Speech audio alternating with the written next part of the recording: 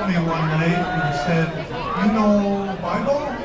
I said, "Yeah." She says, "You know Old Testament?" And I said, "Yeah, what do you mean?" She said, "Well, you Old Testament." So I brought the Testament files. My folks bought a house on 59th and Park in 1945, right after the war. I didn't come to St. Anne's right away, but because I was going to Holy Rosary School, and my parents supported Holy Rosary. But after I got out of school, I started coming to St. Anne's. Before 1923, this area was included in the Holy Rosary boundary. And the people out here, the families that lived out here, you had to consider them to be basically pioneers because there was nothing out here. Small farms, and most families had gardens, chickens, probably a cow, lots of swamps, large fir trees, cedar trees, and basically a lot of brush. They requested for years, they were trying to get their own parish, and in 1923 the bishop granted their wish. He sent a priest to build a new church and to start the new parish. When the church was built in 1924, late 24, it was built for 300 people.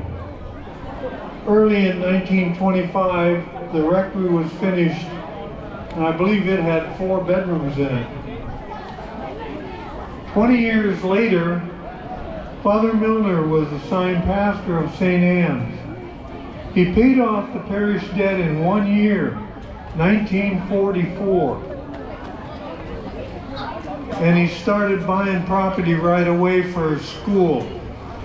He knew that Catholic education was important to children, and it's said that he even paid tuition to Holy Rosary for some of the families that couldn't afford to send their kids to Holy Rosary. Father Milner worked real hard with Archbishop Conley, and he got the new school started in 1954, and it opened in 1955 with 320 students, and it was taught by the Benedictine nuns. I know that Father Milner, I knew him well enough that he was probably upset that he had to tell some families that the school was full and they couldn't come here.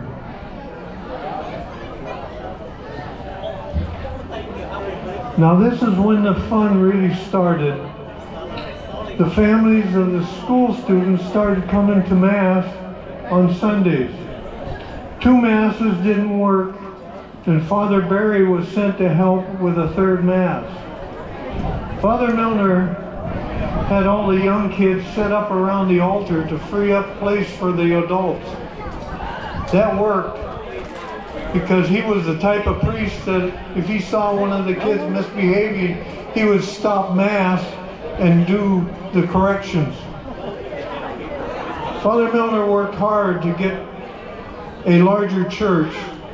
In 11 years after the school was opened, construction on the new church started in 1966.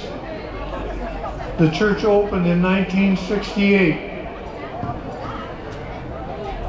It was a pleasure to go to church in the new church because all the families from the kids that were going to school came, and it was kind of comical because they all sat in the same spots in the church and you knew who was there and who wasn't.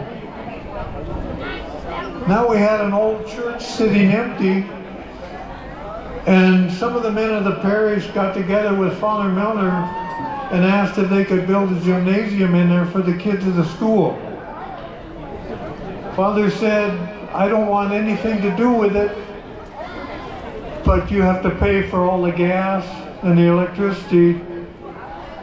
So they got the Boosters Club started, and over the years it became very strong, supporting all the athletics for the kids in the school and supplying all the balls and whatever the nuns wanted. They earned their money by putting on dances that fill the church hall with live music, breakfast, and we had a fireworks booth. We, over the years, the Boosters Club supported 1st through 8th grade in every type of sport.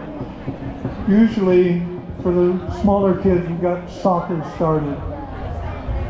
CYO was very strong in those days, and I believe there was 9 schools, all taught by Catholic nuns. And over the years, as the nuns got older and retired, a lot of the schools had to close because of the cost and many different reasons. Today, the Vietnamese men have taken over basically what the Boosters used to do, only they do so much more. And we have the Vietnamese nuns here today that do a lot for the parish. We have Father Tuan, Father Henry, and Father Pat work tirelessly to keep this parish going. Everyone on work very hard. Father Tuan is going north, south, east, and west, all at the same time. I don't know how he does it. It was a pleasure to watch him at Mass today, and he sat down and took a little breather. We wouldn't have such a strong parish if it wasn't for the Vietnamese community and Father Tuan, Father Henry, or Father Pat. Thank you, and God bless you.